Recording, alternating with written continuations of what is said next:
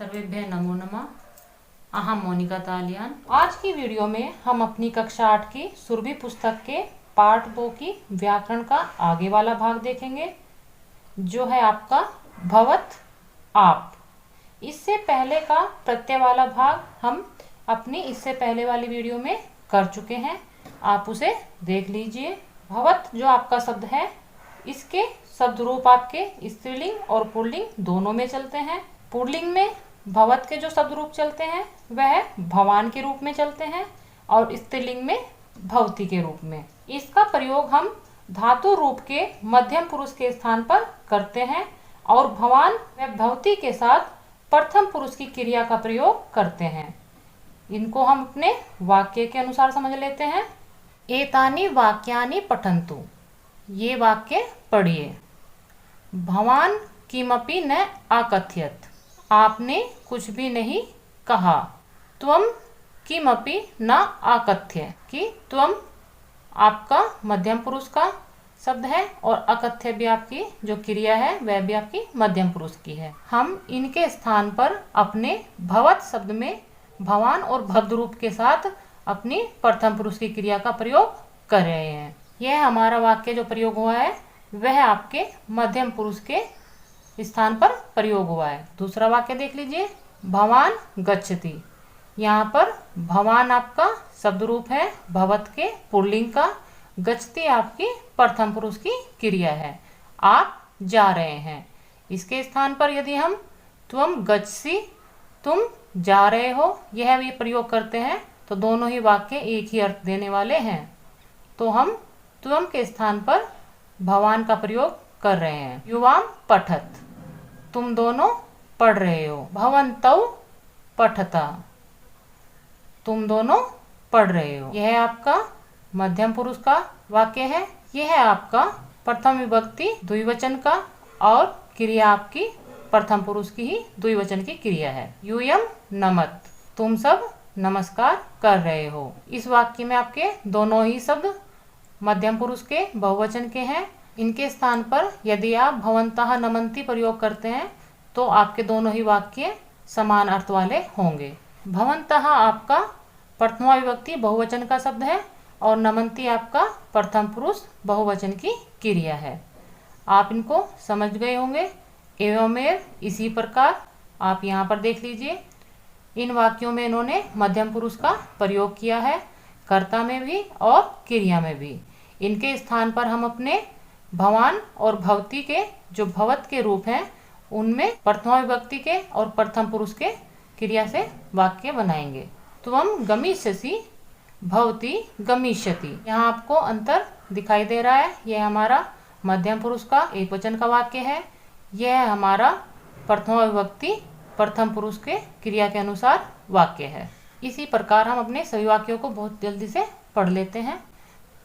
युवाम गमिष्यता, भवत्यौ गमिष्यतः, यह आपके किस लिंग में है यह आपके यहाँ पर लिखे हुए हैं। जैसे आपने यहाँ पर देखा था यह हमारे पुल्लिंग में थे, अब यहाँ पर आपके स्त्रीलिंग के वाक्य हैं। युवाम गमिष्यत, भवत्यौ गमिष्यतः, यूयं गमिष्यत, भवत्यः गमिष्यन्ति। त्वं शिक्षकः, भवान शिक्षकः, त्वं शिक्षिका, भवती शिक्षिका। यहाँ पर आप ध्यान दीजिए कि भवान आपका पुल्लिंग के लिए है और भवती आपका स्त्रीलिंग के लिए है। युवाम शिक्षकौ, तुम दोनों शिक्षक हो। भवन्तौ शिक्षकौ, यह आपका पुल्लिंग में प्रयोग हुआ है। यूयं शिक्षकाः, भवन्तः शिक्षकाः, यह आपका पुल्लिंग में है।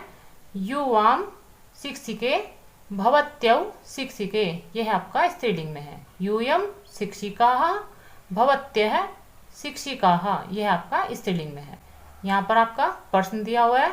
अत्र वयम किम पश्यामः, अत्र माने यहाँ, वयम हम सभी, किम क्या, पश्यामः देख रहे हैं, हम यहाँ पर क्या देख रहे हैं। उत्तरम, उत्तर है यहाँ पर। अत्र वयम पश्यामः यत् एतेषु वाक्येषु, अत्र माने यहाँ, वयम माने हमने, पश्यामः देख रहे हैं, हम यहाँ पर देख रहे हैं कि एतेषु वाक्येषु, यह वाक्य। यहाँ पर जो ये वाक्य दिए हुए हैं यह अभी हमने अपने इन वाक्यों में देखे हैं।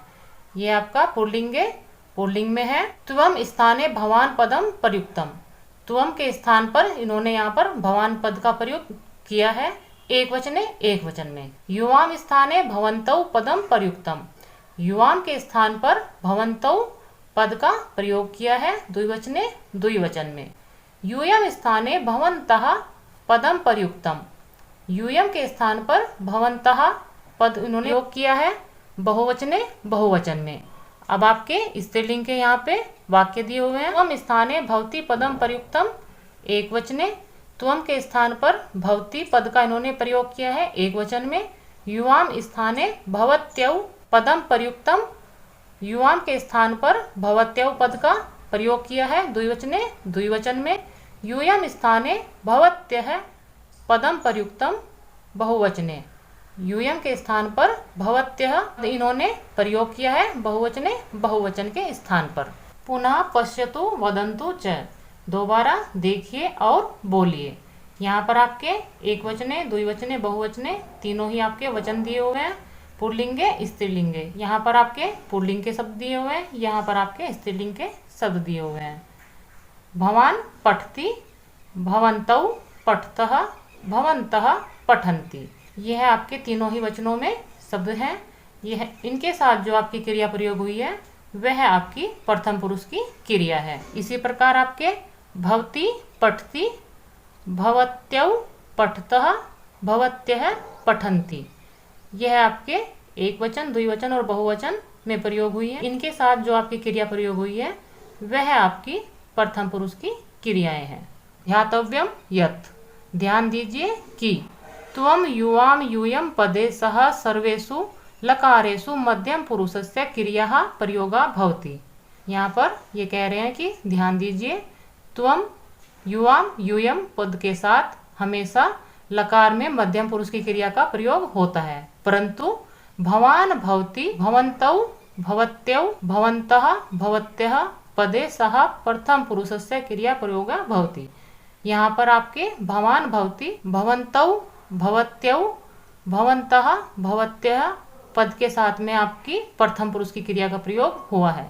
जैसा मैंने आपको समझाया था कि भवत के रूप शब्द रूप में चलते हैं और उनके साथ जो क्रिया प्रयोग होती है वह आपकी प्रथम पुरुष की क्रिया प्रयोग होती है। वही बात इन्होंने यहाँ पर बताई है। इसका हम अभ्यास कार्य देख लेते हैं। रिक्त स्थानानि पूरयन्तु, रिक्त स्थानों की आपको यहाँ पर पूर्ति करनी है। यह कार्य मैंने किया हुआ है। यहाँ पर आपके लिंगम, यहाँ पर स्त्रीलिंग और आपके पुल्लिंग लिखे हुए हैं। एक वचनम, द्विवचनम, बहुवचनम। यहाँ पर आपके एक वचन के वाक्य हैं, ये आपके द्विवचन के और ये बहुवचन के।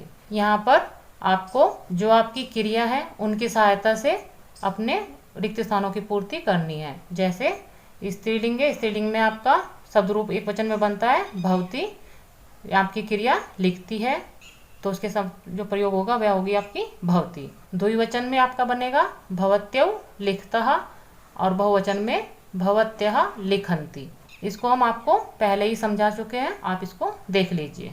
निर्देश अनुसारम परिवर्तनम कृत्वा वाक्यानि पुनः लिखत, निर्देश अनुसार आपको अपने वाक्यों में परिवर्तन करके दोबारा लिखना है। निर्देश आपके यहाँ पर जो यह शब्द लिखे हुए हैं इनके अनुसार है।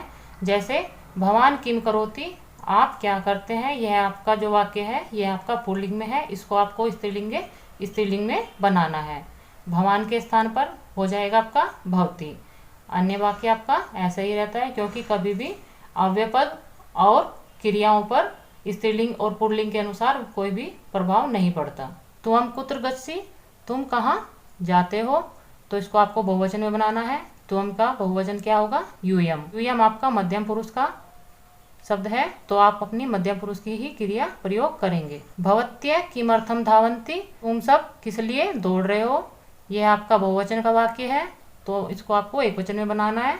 तो यहाँ पर आप देखेंगे कि भवत्य है आपका स्त्रीलिंग का शब्द होता है तो स्त्रीलिंग में आपका एक वचन का शब्द बनेगा भवती किमर्थम धावती। युवाम चित्रम पश्यत, तुम दोनों चित्र देख रहे हो, यह आपका मध्यम पुरुष द्विवचन का वाक्य है, आपको इसको एक वचन में बनाना है। यूयम आपका मध्यम पुरुष का शब्द है तो आप मध्यम पुरुष का शब्द लेंगे एक वचन में। त्वम चित्रम पश्यसि, तुम चित्र देखते हो। भवन्तौ कदा पठतः, भवन्तौ शब्द आपका पुल्लिंग का है और इन्होंने यहाँ पर पुल्लिंग में ही बनाने के लिए कहा है। यह आपकी केवल परीक्षा के लिए है कि आप अपने भवान और भवती को कितना समझे हैं, कि आप अपने भवंतों को पुल्लिंग में कैसे प्रयोग करेंगे।